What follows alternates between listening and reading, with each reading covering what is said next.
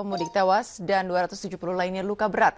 Ini terungkap saat Kapolri Jenderal Sutarman meninjau jalur kereta di Sumpiuh, Jawa Tengah dan membuka jembatan darurat di Ciamis, Jawa Barat.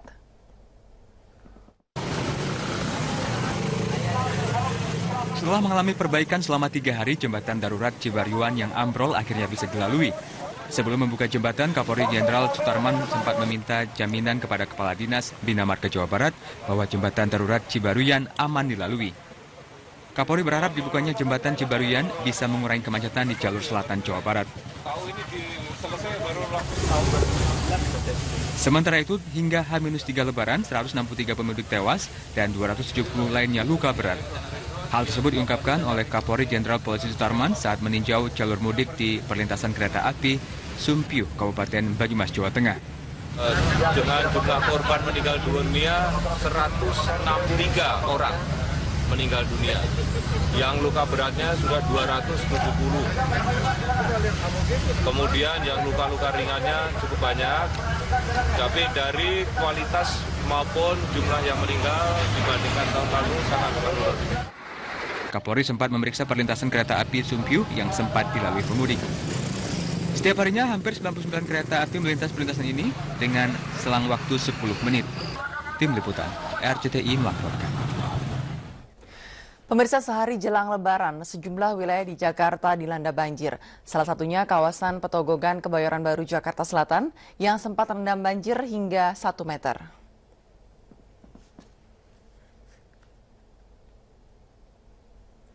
Pantauan kamera kopter ratusan rumah di kawasan wilayah Wijaya Timur, Petogogan, Jakarta Selatan masih terendam banjir.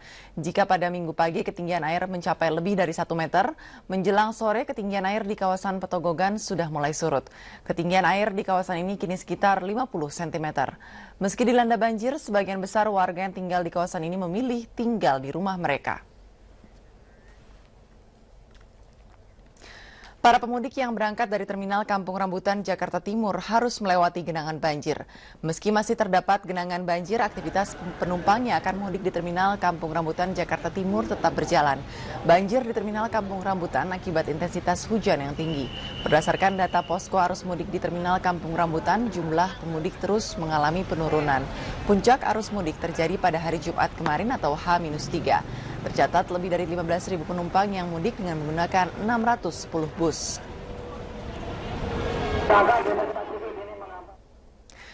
Pemirsa, sehari menjelang Lebaran, warga Kampung Melayu tak hanya mempersiapkan hari kemenangan tiba, namun harus membersihkan sisa banjir. Banjir menjelang Lebaran juga dirasakan warga Kedoya, Jakarta Barat.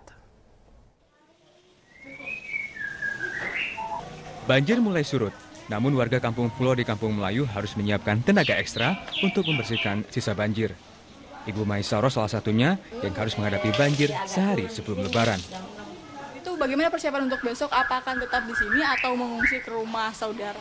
Oh, enggak, di rumah aja kita sih. Suka naik aja ke atas, banjir bawah kan. Enggak sih, paling kita pertama tetap dulu di rumah gitu ya. Takutnya kan banjir kita nggak bisa diduga-duga, kadang-kadang besar, kadang-kadang kecil. Takutnya kalau kita tinggalin nambah besar gitu. Banjir di bantaran Kali Ciliwung akibat tingginya curah hujan ibu kota, ditambah hujan yang terjadi di kawasan Hulu Ciliwung seperti di kawasan Bogor, Jawa Barat. Bagi warga yang tinggal di bantaran Kali Ciliwung, mereka tak hanya harus mempersiapkan saat Lebaran datang, melainkan warga juga harus bersiap jika sewaktu-waktu banjir kembali melanda. Banjir juga dirasakan warga di Kedoya, Jakarta Barat. Warga harus prihatin karena harus menyambut Lebaran di tengah banjir. Mau Lebaran, Mas. Mau Lebaran ya? Iya. Ya, kalau begini mana bisa Lebaran? Udah terlanjur dibeli kan nanti basi. Sementara Badan Meteorologi, Klimatologi, dan Geofisika memperkirakan hujan masih akan terjadi di sekitar Jakarta dengan intensitas ringan hingga sedang hingga hari Senin esok. Tim Liputan, RCTI melaporkan.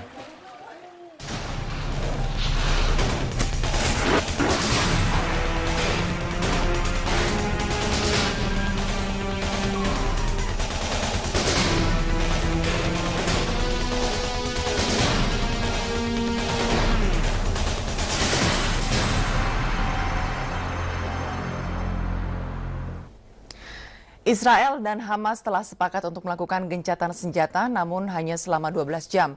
Gencatan senjata dimanfaatkan warga untuk mengungsi ke Mesir. Sementara itu pemirsa, di saat kita di tanah air sedang sibuk menyiapkan lebaran, warga Gaza Palestina terpaksa berlebaran di tengah reruntuhan rumah mereka.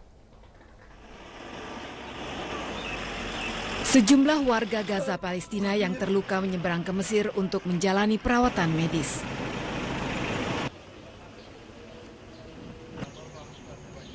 Sejumlah pengungsi Palestina juga terlihat menyeberang menuju Mesir.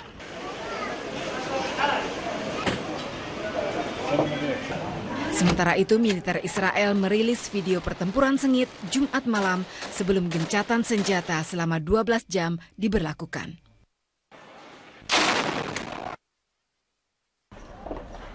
Sementara itu, di saat umat Islam seluruh dunia akan merayakan Lebaran dengan sukacita bersama keluarga, warga Gaza terpaksa melewati Lebaran di tengah reruntuhan rumah mereka. Bahkan banyak di antara mereka telah kehilangan anggota keluarga mereka. Warga di utara Gaza kembali ke rumah mereka untuk mengambil barang-barang yang dapat mereka selamatkan selama gencatan senjata yang hanya berlangsung 12 jam.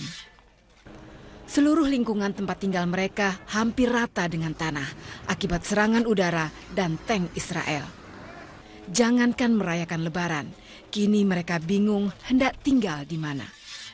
Hanya satu harapan warga, perang segera berakhir dan mereka bisa hidup dengan damai. Lebih dari 800 warga Palestina meninggal dunia sejak serangan Israel ke jalur Gaza 8 Juli lalu. Hingga kini pihak internasional masih mengupayakan gencatan senjata dalam jangka panjang. Sehari jelang Lebaran, stasiun Senen masih dibanjiri pemudik. Selengkapnya bersama Tasya Syarif, seputar Indonesia akan segera kembali sesaat lagi.